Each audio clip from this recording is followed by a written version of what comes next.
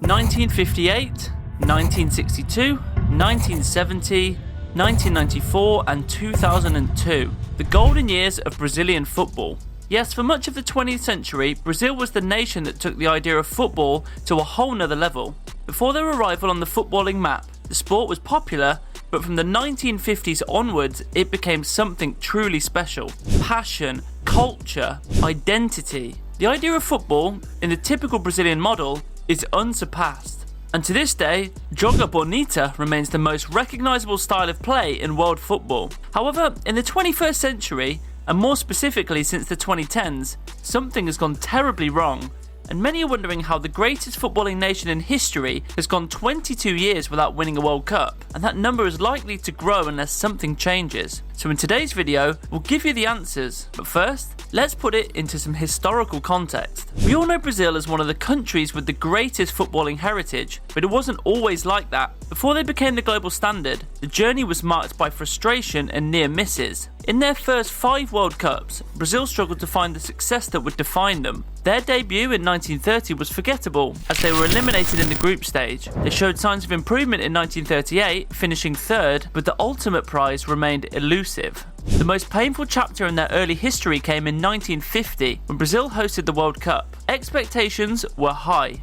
Nearly 200,000 fans packed the Maracanã, confident they would see their nation crowned world champions for the first time. But in the final, Uruguay shocked the world with a 2-1 victory, a defeat so devastating that it's still known in Brazilian world football folklore as the Maracanaco, which translates as the Maracana Crash. At Switzerland 1954, Brazil were eliminated in the quarter-finals, leaving the nation without a trophy after 5 tournaments. But then came 1958, the moment when everything changed. The teenage sensation Pelé, who 8 years earlier in that nightmare at the Maracanã had promised himself that he would become a great player and bring the World Cup to Brazil. He led the Brazilian team, and alongside legends like Garrincha and Didi, he dazzled the world with a new brand of football. Their flair, skill and creativity were unparalleled as they tore through the tournaments in Sweden, culminating in a 5-2 victory over the hosts in the final. This wasn't just Brazil's first World Cup, it was a statement.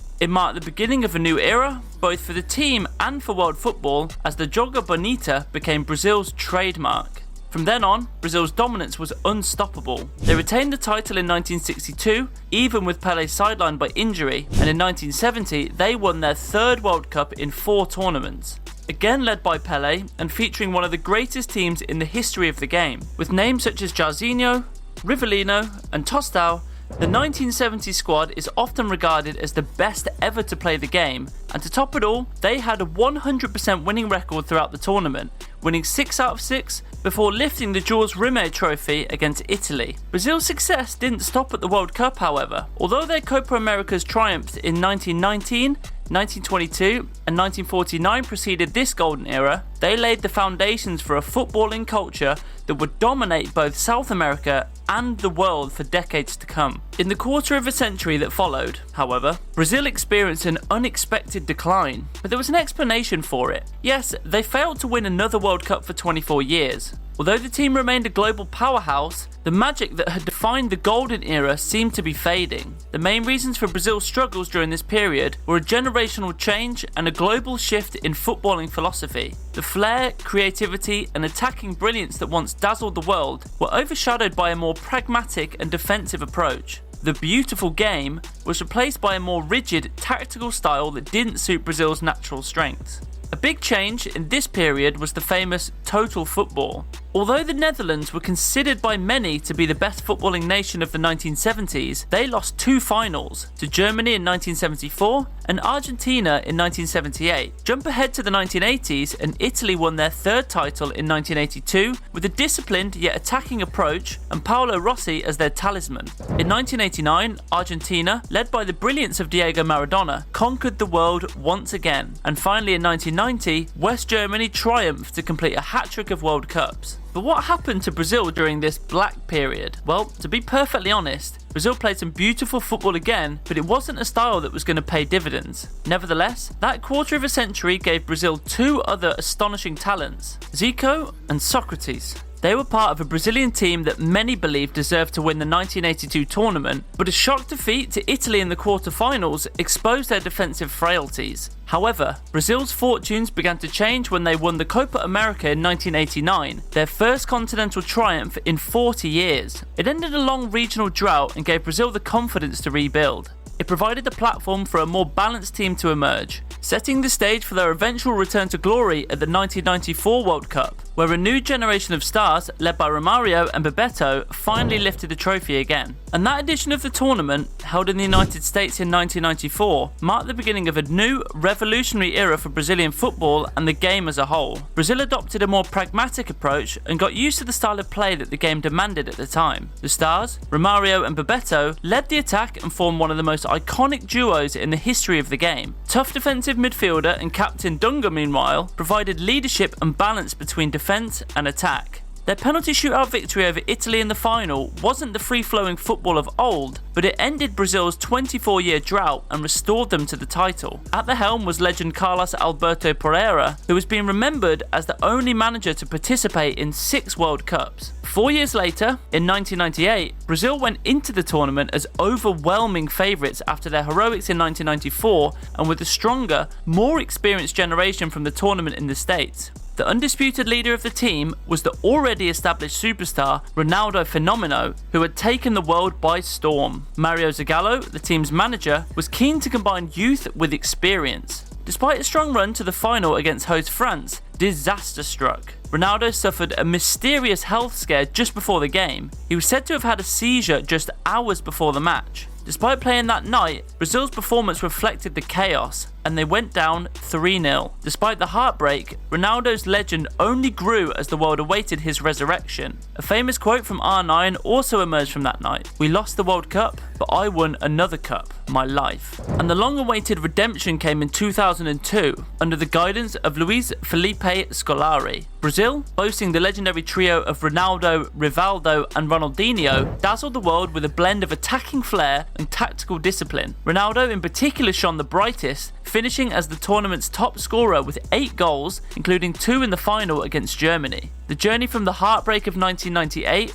to the heroics of 2002 was one of the greatest comebacks in World Cup history. Brazil's triumph cemented the legacy of this golden generation 2.0, which many argued was even stronger than that of the 50s and 60s with Pelé, Garrincha, Carlos Alberto and Nilton Santos. Since 2002, however, Brazil have failed miserably on the world stage, reaching the semi-finals of only one World Cup since then. That came at their home tournament in 2014, when they suffered arguably the biggest embarrassment in their history: a 7-1 humiliation against Germany. And despite being blessed with immense talent in the form of the likes of Kaká, Neymar, Adriano and Robinho, Brazil have undoubtedly underperformed on every occasion. On the other hand, despite winning the Copa America in 2004, 2007 and 2019, these victories feel hollow compared to the expectations of a nation that once dominated the global stage. For Brazil, 22 years without a World Cup is far too long, given their rich history and talent pool. Even at the last World Cup, with great players all over the pitch like Alisson, Marquinhos and Casemiro, Vini Jr, Rafinha, and of course Neymar, expectations were high. The Brazilians were destined to reach the semi-finals, but lost out to Croatia in the quarters. And that brings us to the present day, when the situation for the national team is arguably at its lowest point. 4th in World Cup qualifying, well behind their biggest rivals Argentina, and with a very real chance of struggling until the last qualifying games, before punching their ticket to the USA, Canada and Mexico in 2026. And something that isn't talked about enough is the fact that many of the players no longer have their special feeling of defending their country's colours, even if it's in the qualifiers. Yes, that was the case with Real Madrid stars Vini and Militao. And say what you want, but Los Blancos announced they both were injured during the international break in October. But hey, just a week later they played a full 90 against Celta in La Liga. Well, that doesn't sound like the condition of 2 injured players, right? That case aside, the biggest question remains: why have Brazil fallen so far in the last decade? Well, it all boils down to the fact that the country's brightest talents are opting to book their ticket to Europe's top clubs rather than stick around for a few more seasons in the Brazilian league, and this has become increasingly common over the past 10 years.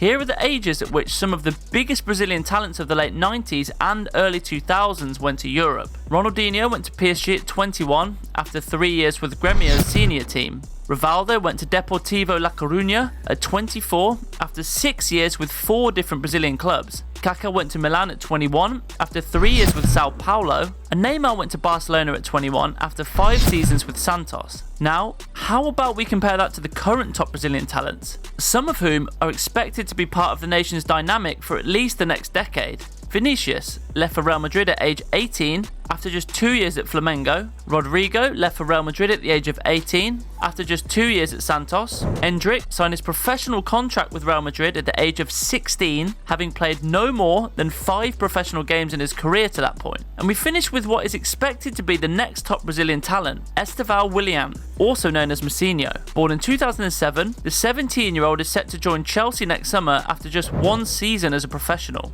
You might ask, what's the point of all these statistics? Well, it is precisely these figures and this trend that suggests something very sad about the Brazilian national team. When you go to Europe at such a tender age, you show that you put club success before national success, and the reason for this is purely tactical. Football in Europe and football in Brazil are 2 completely different things. In Europe, young talents are trained to play specific tactical roles, losing the characteristics that have traditionally defined Brazilian football. The top players play almost the same style of football, concentrated in 5 major European leagues, characterized by a highly physical and tactical game. It's also worth noting that tactics and physical preparation have always been part of Brazilian football, but the difference is mainly in the dribbling and creativity. Last but not least, with football now concentrated in more or less 20 big European teams, the Brazilians who go there have become system players and no longer have the ability to decide games as they once did. Now, what is your opinion? What should Brazil do in order to return the old identity of the national team and finally have a realistic chance of winning the World Cup? Share your thoughts in the comment section below. Also, if you enjoyed our analysis,